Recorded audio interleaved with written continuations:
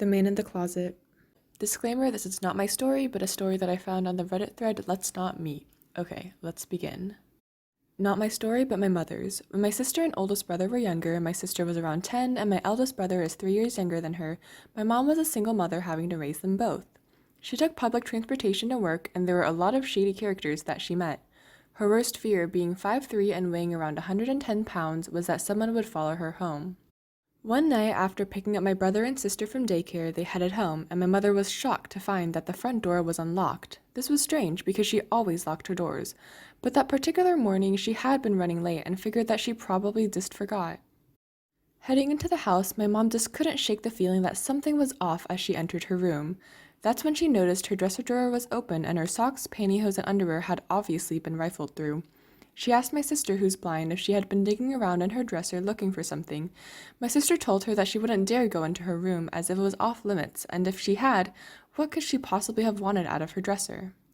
Just to make sure, she asked my brother if he went into her room, and my brother scoffed at the accusation. My mother then began to search under her bed, and her bathroom, and then her closet.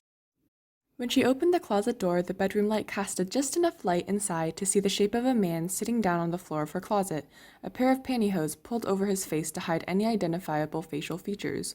While the mental image of a man with pantyhose pulled over his head might sound hilarious, the sounds of a small woman desperately closing the door and trying to keep it shut as this man began to slam his fists against the door while she screamed at her children to hide and call the police is anything but hilarious. The only reason this man didn't overpower my mother right away was because she slid down to the floor and pushed her legs against the nearby dresser to steady herself.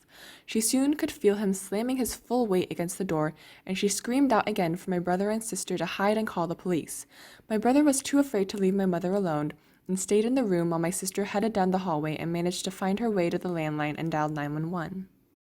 My mother tried her best to keep the door shut, but eventually the man had thrown his weight against the door so much, forcing my mom to slide forward and push the dresser further and further back until it was too far back to keep my mom wedged between it and the closet. The man finally pushed against the door hard enough that he managed to force the door open. My mother stood up and quickly ran towards my brother to grab him. The man fell onto the floor as the door swung open and quickly scrambled to his feet, pushing the two out of the way as he bolted out the front door. When the police arrived, he was long gone and they never found the man. The police searched the house to see how he got in and to see if he had an accomplice with him.